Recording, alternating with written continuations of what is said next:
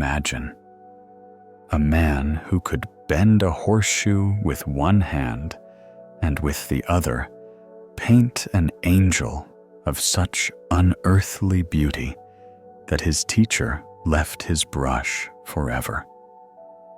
A man who dissected bodies by candlelight at night to understand the mysteries of life, and in the morning designed machines for flight that others would never dream of. A man who saw the world not as everyone else saw it, but as it might be 500 years from now. Greetings, my dear listeners. Today, we are going to travel through time to meet one of the most enigmatic figures in human history, Leonardo da Vinci. Tell us in the comments what city you're from and what time it is.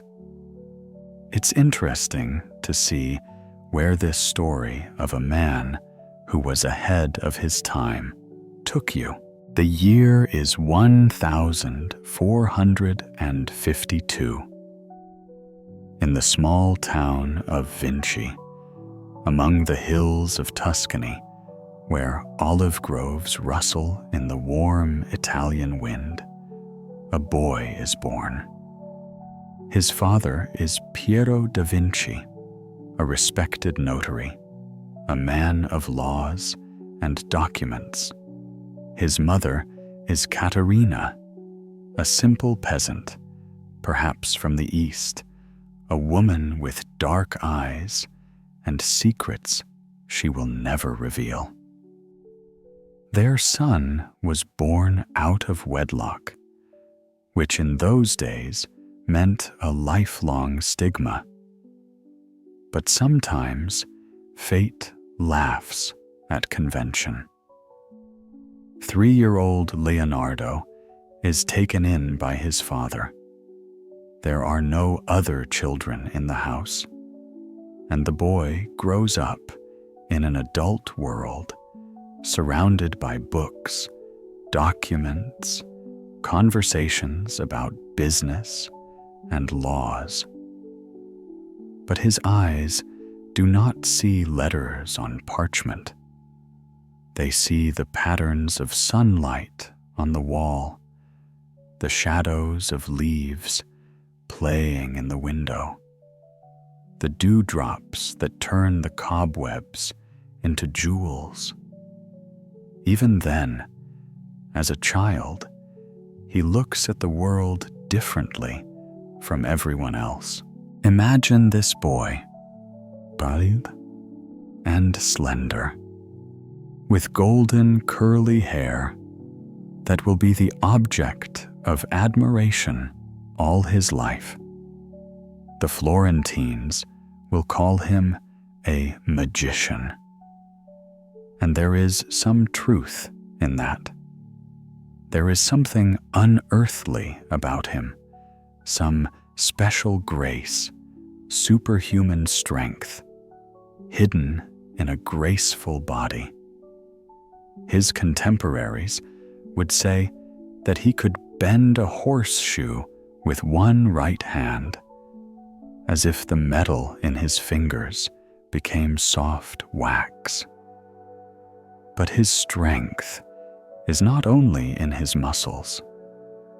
At the age of 14, Leonardo finds himself in Florence, a city that breathes art, where every stone remembers the touch of the master, where the air is saturated with the smells of colors, marble, and creative pursuits. Here, in the workshop of Andrea del Verrocchio, his true education begins. Verrocchio's workshop is not just a place where you learn to paint. It is a whole world where art, science, and craft are intertwined. Here they study anatomy and mathematics. Here they pour bronze and mix paints. Here they create statues and paintings that will delight people for centuries to come. Leonardo absorbs everything, like a sponge absorbs water. He studies the structure of the human body, the laws of perspective, the properties of light and shadow. But most importantly, he learns to see. There is a story that all biographers tell. Verrocchio is painting the baptism of Christ and entrusts his pupil to paint one of the angels.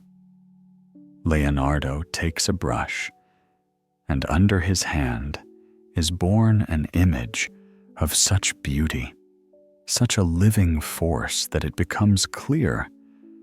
The student surpassed the teacher. Verrocchio looks at this angel and realizes that his time has passed. He will never pick up a brush again. But Leonardo does not only paint angels. In 1472nd year, from under his brush comes Annunciation, a picture where every detail is thought out with mathematical precision, where the light lies on the faces and fabrics with such authenticity that it seems as if you can touch this world. A few years later, Benoit's Madonna appears, an image of maternal tenderness captured in colors with such love that it becomes clear. For the artist, this is not just a work, it is a prayer. But there is something special in the work of young Leonardo. He is drawn to nature. In 1475 year, he creates the first in the history of the Renaissance purely landscape drawing. The valley of the Arno River.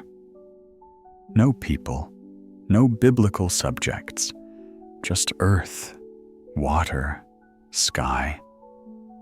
Just the world in its pristine beauty.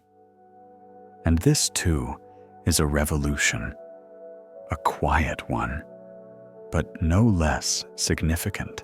Florence, of those years, is a city of contrasts. Here, luxury is juxtaposed with poverty, beauty with cruelty, art with intrigue. Leonardo walks these streets, observes, absorbs.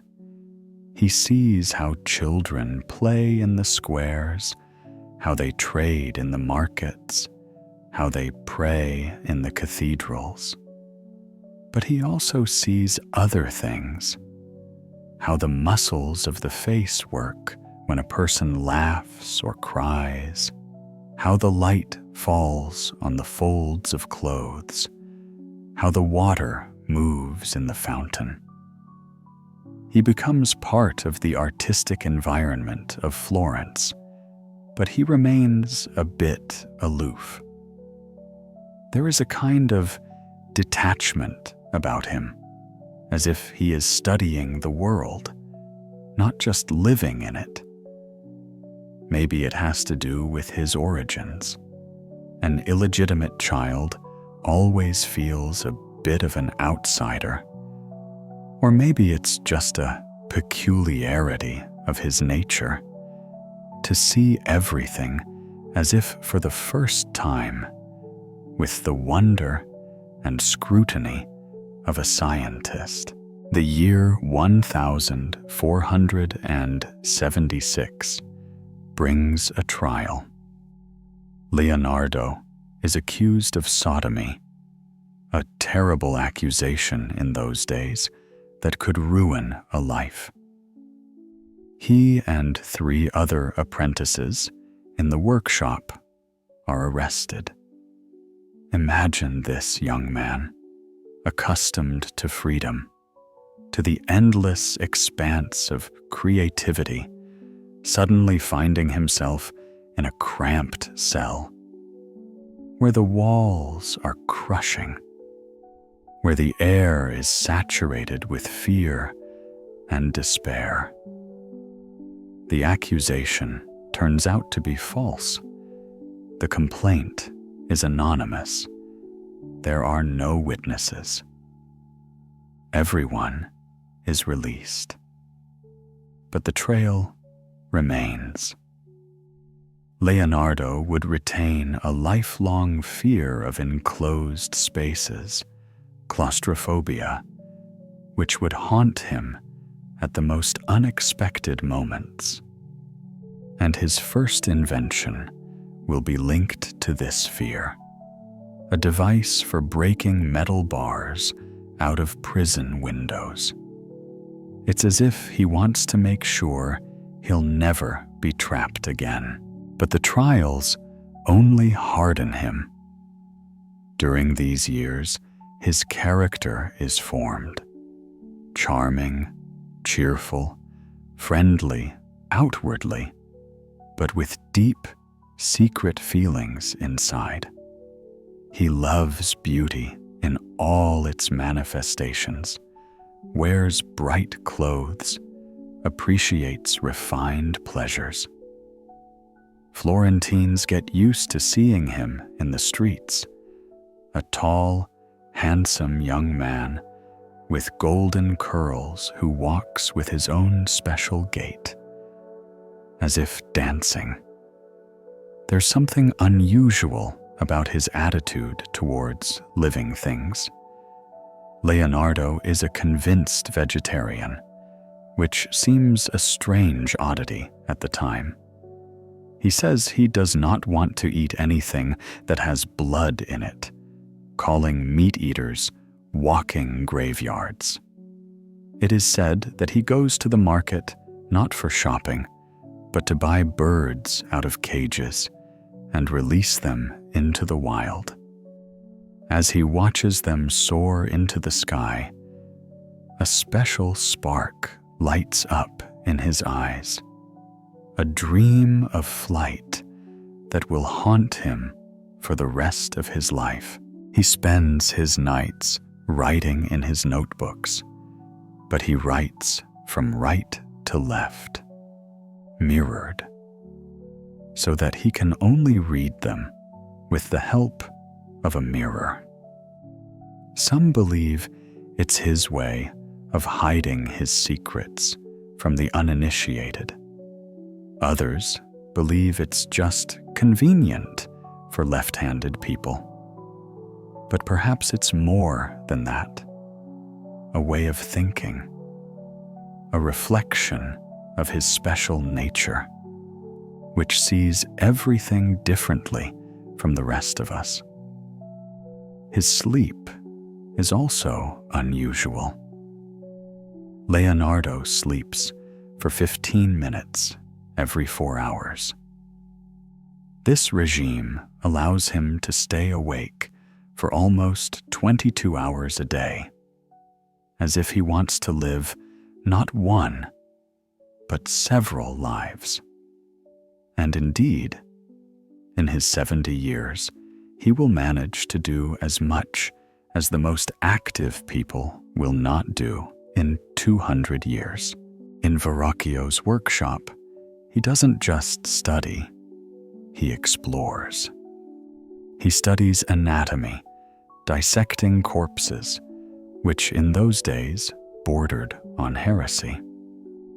He studies mechanics, creating the first drawings of incredible machines. He studies optics, trying to understand how the eye perceives the world. For him, art and science are inseparable, a single way of knowing the world, a single language in which to tell the truth about the beauty and laws of the universe. Late 15th century Florence is a place where anything is possible. The Medici, patrons of the arts, rule here. The greatest masters of the age work here, and ideas that will change the world are in the air. But for Leonardo, it is also a school where he learns the main thing: to look at the world without prejudice, to ask questions where others see ready-made answers, to doubt what seems immutable. Imagine him in these years, a young man who wakes up every morning with the feeling that the world is full of unsolved mysteries. He walks through the streets of Florence, and every stone under his feet, every cloud in the sky, every face in the crowd tells him something new. He returns to his studio, picks up a brush or charcoal, and his hand knows what to do. Because for him, painting is not a craft. It is a way of thinking, a way of understanding, a way of loving this wonderful, incomprehensible world. And even then, in his youth, he formed what would become the main thing in his life: the conviction that man can do anything, can fly like birds, can see what lies beneath the skin, can create beauty that will survive the ages, can change the world for the better. This belief will guide him through life, through ups and downs, through glory and oblivion, through discovery and disappointment. 1482nd year becomes a turning point in Leonardo's life. Florence, where he spent the best years of his apprenticeship, suddenly seems cramped. Maybe the city knows him too well, and the genius needs new horizons. Or maybe it's just that his soul is drawn to change, to new challenges. Either way, he makes a decision that will change his destiny. He goes to Milan. Lodovico Sforza, nicknamed Moro for his swarthy skin, Duke of Milan, is looking for talented people for his court. Milan of those years is not only the center of political power, but also the place where trade routes cross, where cultures meet, where money turns into beauty and knowledge.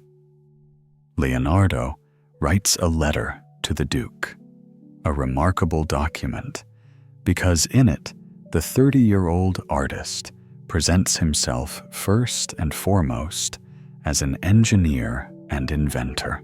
He promises Sforza fortifications that will withstand any siege, bridges that can be quickly built and just as quickly destroyed, underground galleries for secret movements, catapults, and cannons of unprecedented power. And only at the very end, almost in passing, does he mention that he can also draw and sculpt. This letter is the key to understanding Leonardo.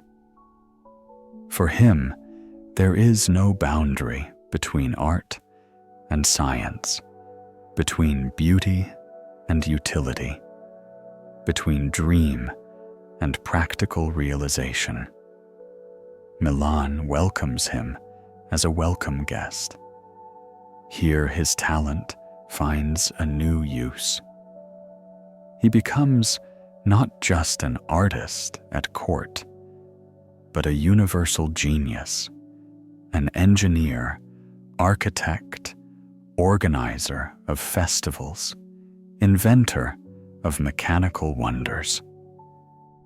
The Milan period would become one of the most fruitful of his life, a time when his genius would unfold in its fullness.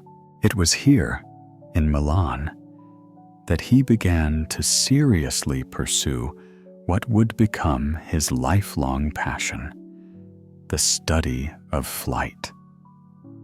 Leonardo spent hours watching birds, studying the structure of their wings, the mechanics of their movements, the aerodynamics of their bodies.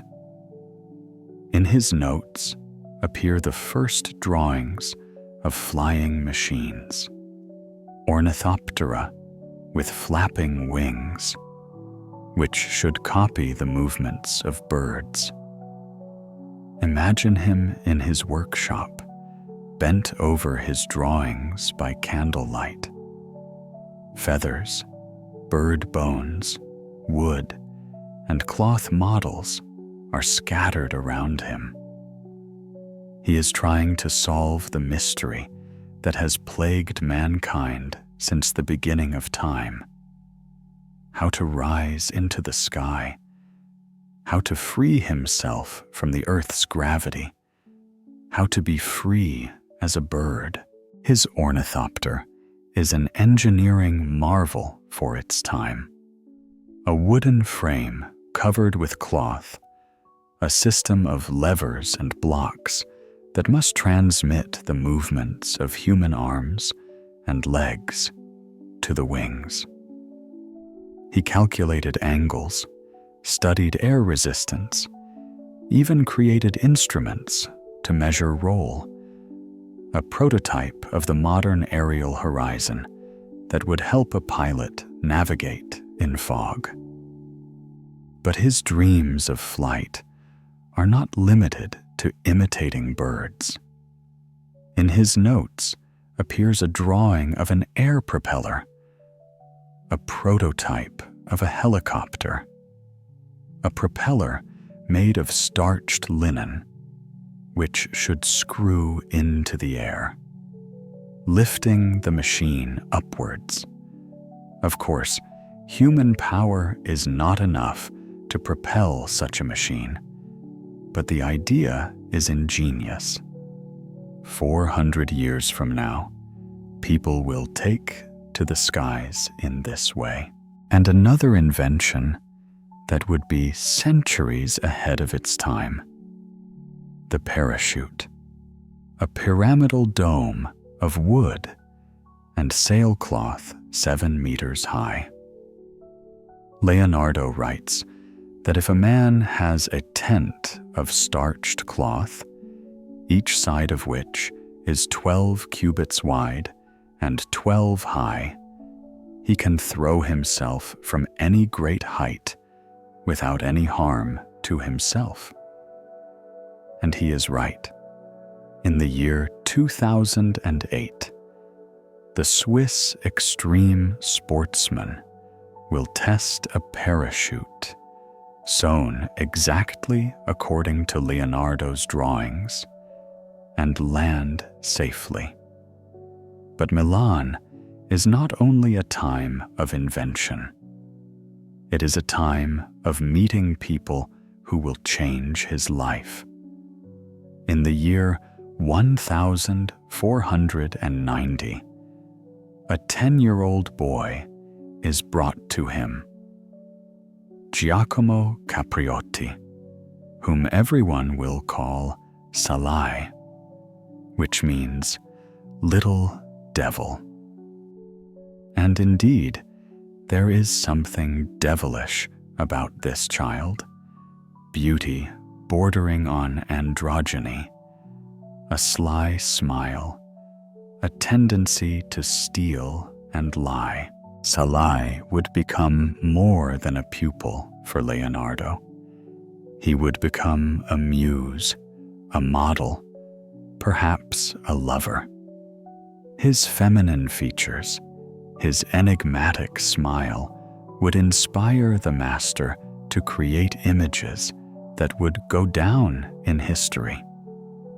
Later, art historians will find Salai's features in John the Baptist, in Bacchus, perhaps even in Mona Lisa. This boy, and then a young man, would be by Leonardo's side for a quarter of a century, until the death of the master.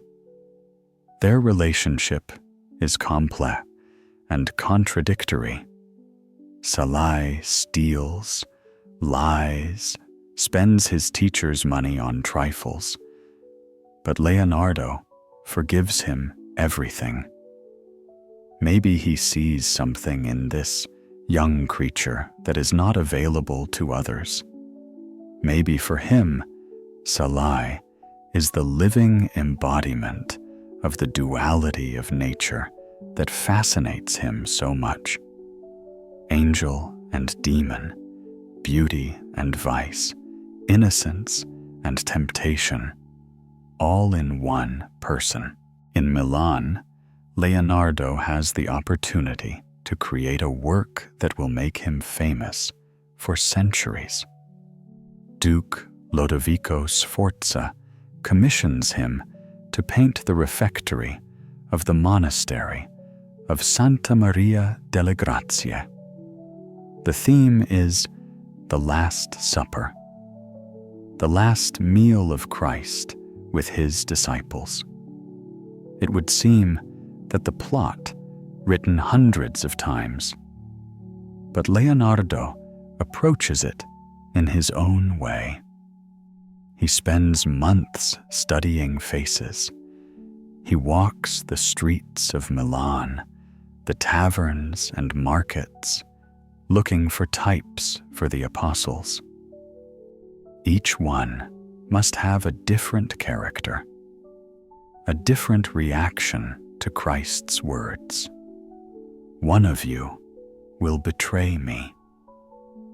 He studies how people's faces change in moments of strong emotion: surprise, anger, fear, sadness. For the image of Judas, he descends into the darkest quarters of the city, searching among thieves and murderers for a face that could express betrayal. It is said that he found such a person among the prisoners and spent hours drawing him, trying to understand the nature of evil and the origins of the human fall. Leonardo's work on The Last Supper is not only an artistic experiment, but also a technical one. He rejects the traditional fresco technique and creates his own, a mixture of tempera and oil on a dry wall. This allows him to work slowly, scrutinizing every detail, but makes the painting fragile and prone to destruction. The result surpasses all expectations. The Last Supper becomes a revolution in art. Leonardo places all the figures in a single space, but each apostle reacts to Christ's words in a different way. Peter grabs his knife, ready to defend his teacher. John leans towards Peter, his young face expressing bewilderment and sorrow. Judas clutches the purse with the 30 pieces of silver in his hand, his face a mask hiding his inner struggle. Christ himself is placed in the center of the composition, and Leonardo gives his figure the shape of a triangle, a symbol of divinity. His face is calm. There is no reproach or anger in it, only infinite sorrow for human weakness. Behind his back are 3 windows through which the landscape can be seen, a symbol of eternity, the background against which this human drama is played out. But already during Leonardo's lifetime, the painting begins to deteriorate. The experimental technique cannot withstand humidity and time.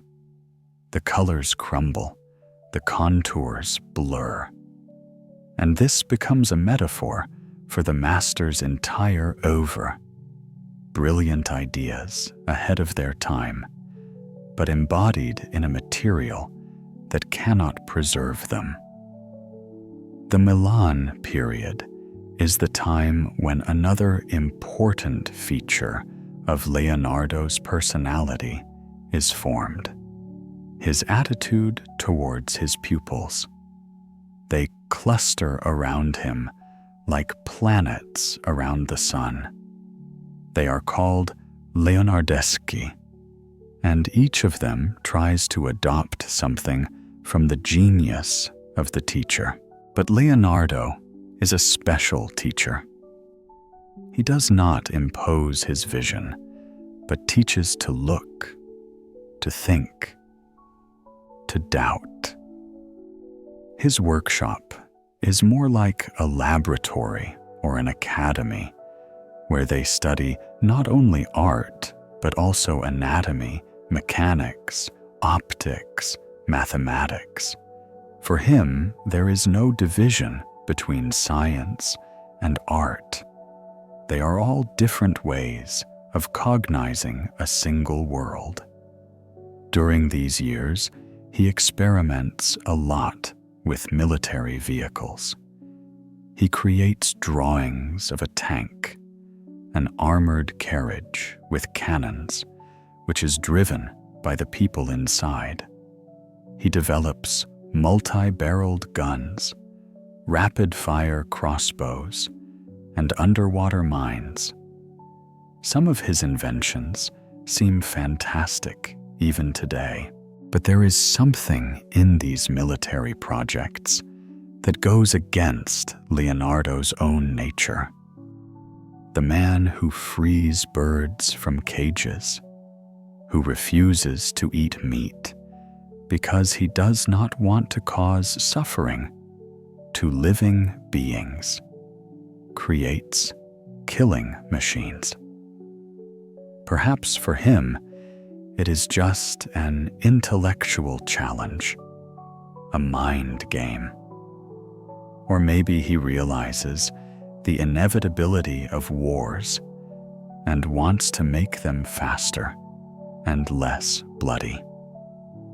In Milan, he created other inventions: a diving suit made of leather with reed-breathing tubes, a self-propelled, spring-driven cart, a spotlight made of a candle, and magnifying lenses.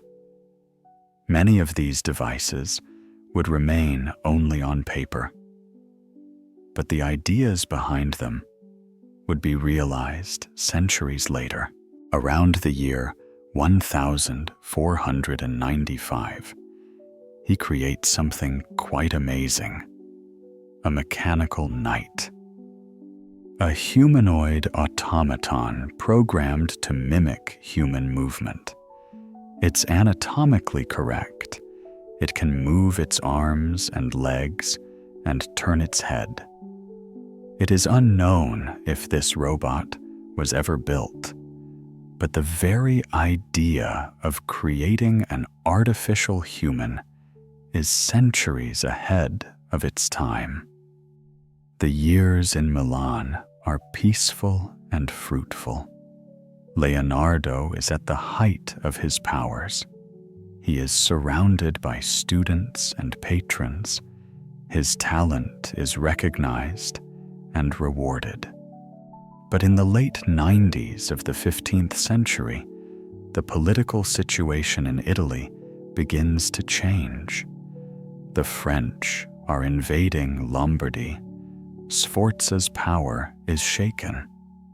In 1499, Leonardo is forced to leave Milan. He is 47 years old, with nearly 20 years of fruitful work behind him and uncertainty ahead. But he is not one to despair. In his luggage, thousands of drawings, blueprints, notes as ideas, and also experience, which taught him the main thing. True art knows no boundaries, and a true scientist is not afraid to start again. Returning to Florence after 17 years of absence is always an encounter with the ghosts of the past. The city has changed, but not enough to become alien. The same narrow streets, the same squares where the young Leonardo once walked, the same workshops from where the sound of hammers and the smell of paint can be heard. But now he returns not as an apprentice, but as a master of international renown, a man whose work is discussed in royal palaces. Florence. In the year 1499 is a city where art has reached unprecedented heights. Here Michelangelo works. Here Raphael creates. Here every stone breathes beauty. But the political situation is unstable. Power changes hands, and artists are forced to seek patrons among those in power today. Leonardo finds such a patron in the person of Cesare Borgia, a man whose name has become synonymous with cruelty and treachery. The son of Pope Alexander VI, Duke Valentino, as he is called, is the embodiment of the Machiavellian ideal of a ruler for whom the end justifies any means. What could the humanist Leonardo possibly have in common with such a man? But Leonardo sees in Borgia not only a tyrant, but also a man of indomitable will, capable of realizing the most ambitious plans. He enters his service as a military engineer, inspector of fortifications, a researcher of the terrain. His task is to prepare the ground for conquest, to study the weaknesses of enemy fortresses, to propose ways of taking them. Months of service with the Borgias become a school of life for Leonardo. He sees power from the inside, observes how decisions are made that change the fate of thousands of people. He travels around Italy, studying fortresses and cities, drawing maps, analyzing fortifications. And all the while, he learns to understand human nature, its greatness, and its downfall. But the most important thing that happens during these years is that he meets a woman who will change not only his life, but the entire history of art. Her name is Lisa Gherardini, married to the Florentine silk merchant Francesco del Giocondo. She is 24 years old, already has children, and leads the ordinary life of an ordinary Florentine matron. But there is something about her that compels Leonardo to pick up his brush. Work begins on the portrait that will go down in history as the Mona Lisa. Leonardo paints it leisurely, with the care that characterizes all his works. He invites musicians for the model so that she does not get bored during long sessions. He studies every feature of her face, every curve of her lips, every fold of her clothes. The technique he uses is called sfumato, haze, the elusive softness of the transitions between light and shadow. There are no sharp contours, no clear boundaries. Everything flows from one to the other, as in the mist of early morning. This technique allows him to create a sense of living flesh, breathing skin, eyes that follow the viewer. But the most important thing in a portrait is the smile. The same mysterious smile that will excite people for centuries to come. It's barely visible. It's more guessed than seen. There is something of Salai with his devilish charm, something of Leonardo himself with his secret thoughts. Maybe it is the smile of a man who knows the secrets of the universe. Or maybe it is just a reflection of the artist's mood in the moments of work. The years of work on Mona Lisa become for Leonardo a time of special concentration. It is as if he is solving a riddle, not only of the woman's face, but also of the nature of beauty itself. Why do we find some faces beautiful and others not? What is harmony? How are appearance and the inner world of a person connected? Parallel to his work on the portrait, he continues his scientific research. He studies anatomy by performing autopsies on bodies, work that in those days bordered on blasphemy. But for Leonardo, it's not just curiosity. He wants to understand how the human body works, how the heart functions, how muscles are organized, how nerve impulses are transmitted.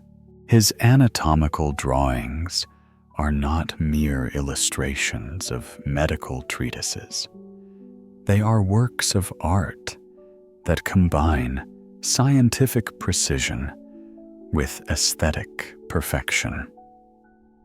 He draws the heart as no one has ever drawn it before, not as a symbol of love, but as a pump pumping blood. He studies the valves, understands how they work, anticipates discoveries that will only be made centuries later. He is particularly interested in the structure of the eye, an organ that for the artist is the main tool for cognizing the world. He dissects the eyes of animals, studies the lens, the retina, and the optic nerve.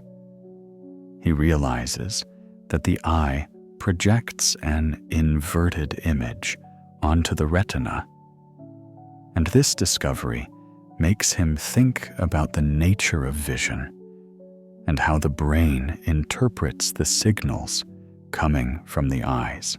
During these years, he created his famous drawing, Vitruvian Man, a depiction of a male figure inscribed in a circle and a square. This is not just an illustration to the text of the ancient Roman architect Vitruvius about the proportions of the human body. It is a symbol of harmony, an attempt to find mathematical regularities in the human structure, to connect the microcosm of the human body with the macrocosm of the universe. Leonardo starts with an anatomically accurate depiction of the body and then fits geometric figures to it, unlike his predecessors, who did the opposite. For him, man is not an abstraction, but a living being, and it is his real proportions that should serve as the basis for the construction of ideal geometry. But his interests are not limited to the human body. He studies water, its flow, swirls, turbulence.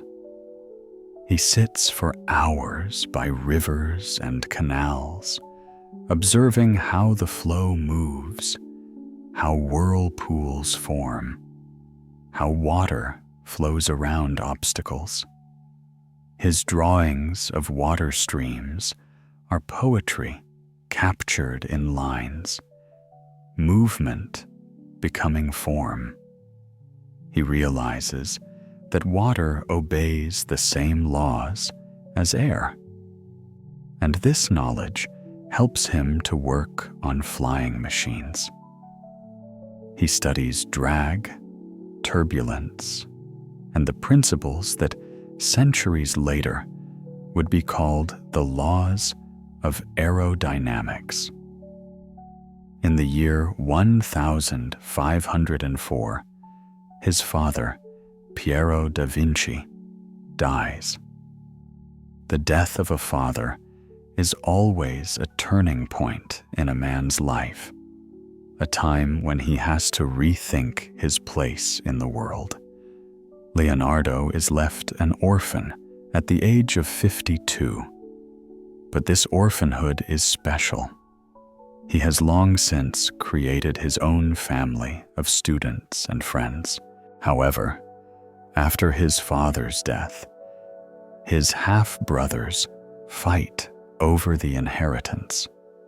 Leonardo, the illegitimate son, is not legally entitled to the inheritance, but he fights for it with a tenacity that surprises those who know him. Maybe it's not about money, but about principle. The desire to prove that origins do not determine a person's dignity. He wins this trial, but victory brings a bitter taste. Family ties, which were already weak, are finally severed. Leonardo is left alone with his students and his art. In 1507th year, his uncle Francesco dies, the only person in his family who really loved him. His uncle leaves him a small vineyard, and Leonardo suddenly becomes a landowner. But the land interests him not as a source of income, but as an object of study. He observes how the vines grow, studies their structure, tries to understand the laws of plant growth. It was during these years that he makes a discovery that would be centuries ahead of its time.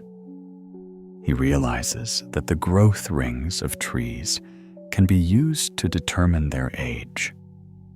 He founds a science that centuries later will be called dendrochronology. For him, a tree is a book that records the history of climate, the history of droughts and rainy years, the history of life on Earth. He studies fossils, finds sea animal prints in the mountains and realizes that there was once a sea here. This discovery contradicts the Church's teaching about the immutability of the world, created by God in 6 days. But Leonardo trusts his observations more than dogma. He realizes that the earth lives, moves, changes, and that its history is measured in millions of years, not thousands. His writings from this period are full of reflections on time, on eternity, on man's place in the universe. He thinks more and more often about death, not with fear, but with scientific curiosity. What happens to a person at the moment of death? Where does the soul go? Is there life after death? These questions do not torment him, but inspire him to do new research. He studies the process of dying, observes the last minutes of life, tries to understand what happens to the body and consciousness at the moment of transition from life to death. For him, this is not a gloomy endeavor, but an attempt to understand the last mystery of human existence. In the year 1506, Francesco Melzi, a 15-year-old boy from a noble Milanese family, arrives in Florence.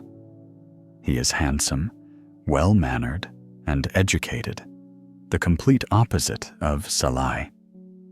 Leonardo takes him into his studio, and gradually Melzi becomes not just a pupil, but a loyal friend, almost a son. A strange competition arises between Salai and Melzi. Salai is passion, temptation, devilish charm. Melzi is devotion, peace, angelic purity. Leonardo needs both of them, one as a source of inspiration, the other as a support in life.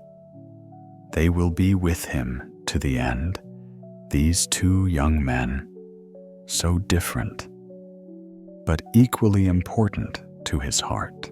The Florentine period is coming to an end.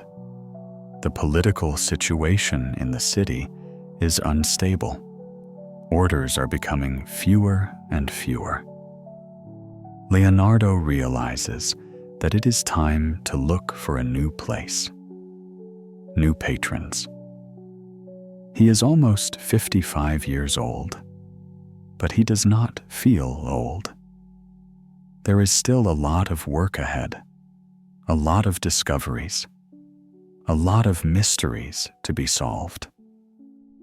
The year 1506 brings Leonardo a new twist of fate. He once again goes to Milan, the city where he spent his best years. But now, it is no longer the same Milan he left 7 years ago. The French control the city. His old patrons have disappeared, and he has to rebuild his relationship with the new authorities. The years spent in Milan for the second time become a time of summing up, and at the same time of new discoveries. Leonardo is no longer a young man full of endless energy. He is already over 50, and he begins to feel that there is not much time left. But it is this feeling that gives his work a special intensity and depth. He continues to study anatomy, But now he is interested not just in the structure of the body, but in the processes that take place in it. He explores the workings of the heart, the movement of blood, the functions of the nervous system. His drawings become even more precise, even more detailed. He is the first to study the valves of the heart, to understand how they work, to anticipate discoveries that would not be made until the 17th century. He is particularly fascinated by the structure of the eye, the window to the soul, as the poets used to say. He dissects the eyes of animals, studies the lens, retina, optic nerve. He realizes that vision is not just a passive perception of light, but a complex process involving both the eye and the brain. This knowledge helps him to work on his paintings, to create effects that amaze viewers with their authenticity. In these years, he creates a self-portrait, a drawing that would become the canonical image of a genius. An old man with long hair and beard, with deep wrinkles on his face, but with eyes full of lively intelligence. This is the face of a man who has seen much, understood much, but has not lost the ability to wonder at the world. Working on a self-portrait, Leonardo seems to be in dialogue with himself. Who is he? An artist? A scientist? An inventor? A philosopher? Or just a man who has spent his life trying to understand the world? There is something prophetic in this drawing, as if he sees himself as he will be remembered by posterity, a wise man who was ahead of his time. But life in Milan is becoming increasingly difficult. The political situation is unstable, orders are few, and livelihoods are hard to come by. Leonardo realizes it's time to look for a new home.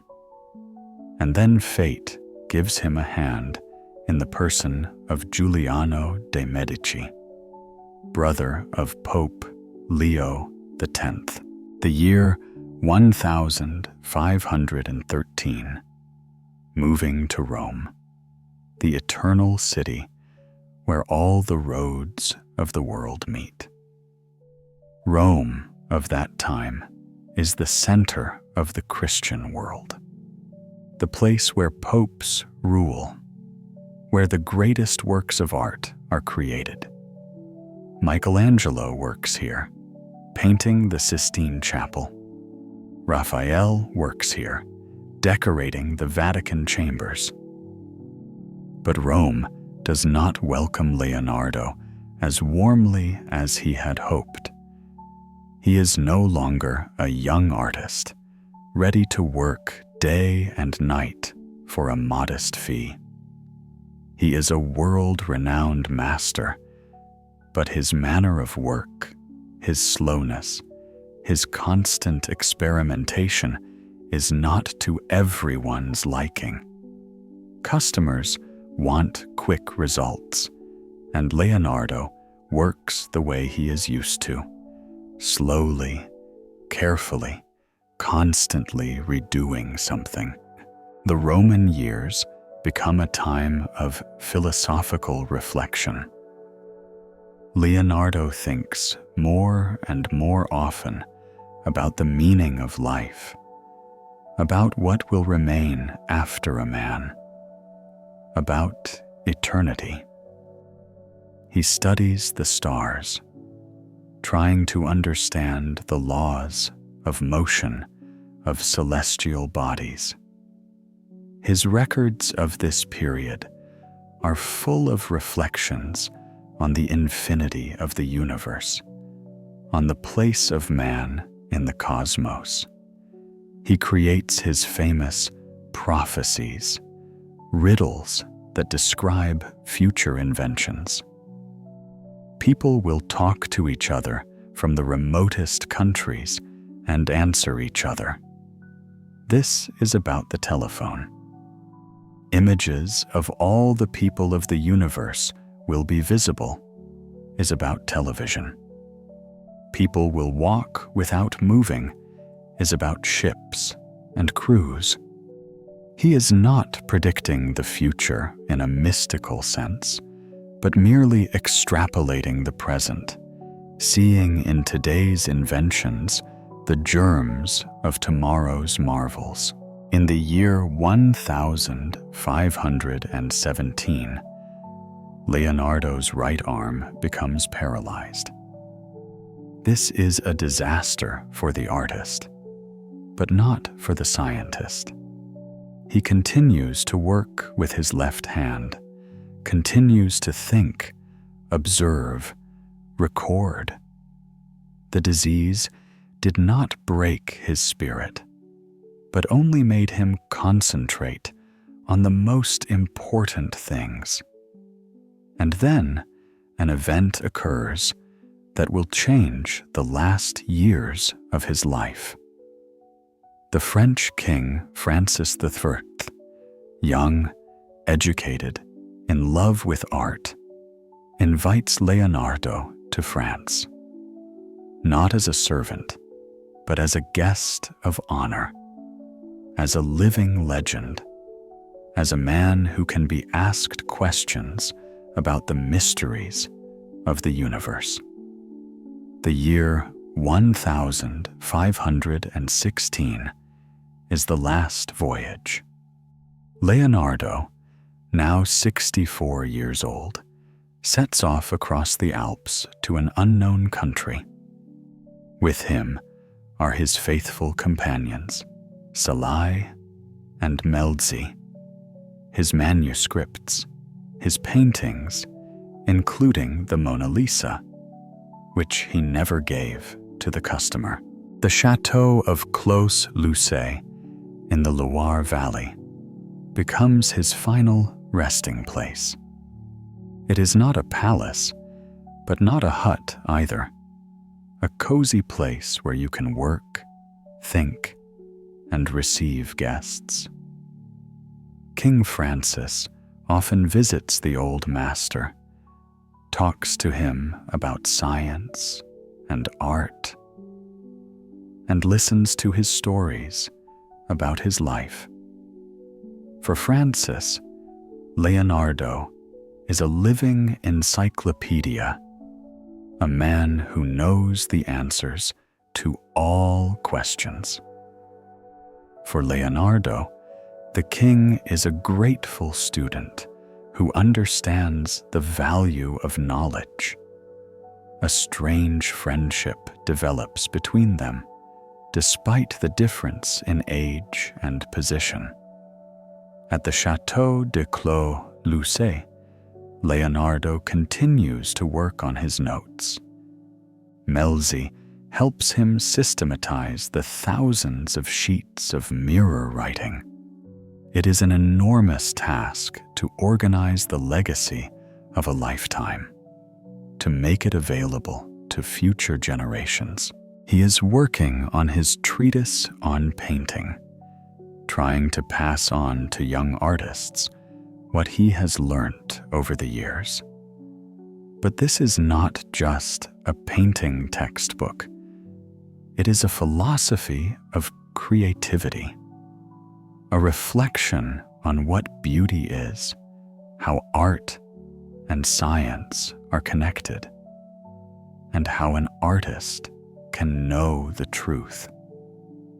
Salai and Melzi are his last students, but so different. Salai remains the same as he was in his youth, handsome, frivolous, a little vicious. Melzi has turned into a devoted friend, a man who understands the importance of the teacher's mission. There is no enmity between them, only an understanding that each has a role to play in the master's life. Leonardo makes a will. Salai receives the Mona Lisa and half of the vineyard, a strange but symbolic inheritance, a painting that epitomizes the mystery of beauty goes to a man who was himself a mystery. Melzi receives manuscripts, tools, and the rest of his property. He must preserve for posterity what his teacher created. On the 2nd of May, in the year 1519, at the age of 67, Leonardo da Vinci dies in the castle of Clos. Legend has it that he died in the arms of King Francis, who was elsewhere at the time. But a beautiful legend is sometimes more important than historical truth. Leonardo's death is not just the end of one life. It is the end of an entire era. An era when one man could contain all the knowledge of his time, when art and science were inseparable, when beauty and truth went hand in hand. Melzi remains faithful to his duty. He has worked for 30 years to systematize his teacher's legacy, collecting scattered notes into a treatise on painting, preserving manuscripts that might otherwise have perished. Thanks to his efforts, we know what we know about Leonardo. Salai gets his share of fame and damnation. 5 years after his teacher's death, he perishes in a drunken brawl, a death that symbolically ends his adventurous life. But the Mona Lisa remains, and his enigmatic smile is forever imprinted in it. 500 years have passed since Leonardo da Vinci left this world. But his ideas live on. His inventions are realized. His paintings excite people. He proved that the human mind knows no limits, that beauty and knowledge are not opposites, but allies in the realization of truth. In every aeroplane that takes to the skies lives his dream of flight. Every anatomical diagram reflects his desire to understand the structure of the human body. Every painting from life embodies his principle that art must be truthful.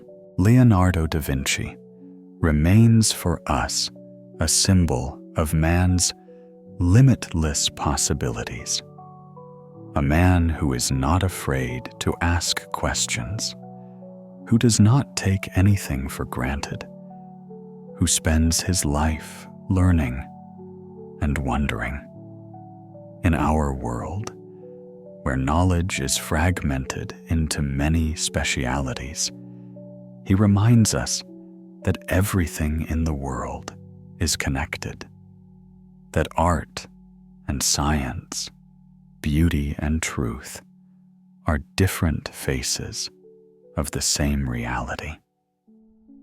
This is the end of our story about the man who proved that dreams can become reality, and reality can surpass the most daring dreams. Leonardo da Vinci left this world 5 centuries ago. but his spirit, his unquenchable curiosity, his belief in the limitless possibilities of man continue to live on with us. Now, as night wraps its soft blanket around your home, as silence invites you to rest, let this story be part of your dreams. May you dream of a world where everyone can be an artist and a scientist, an inventor and a philosopher, a world where curiosity knows no bounds and beauty helps us understand the truth, a world where every sunrise brings new discoveries and every sunset brings the wisdom of the day. Good night, my dear listeners. May your dreams be filled with the light of knowledge and the beauty of creativity. See you again in these cozy evening conversations about great people and great discoveries.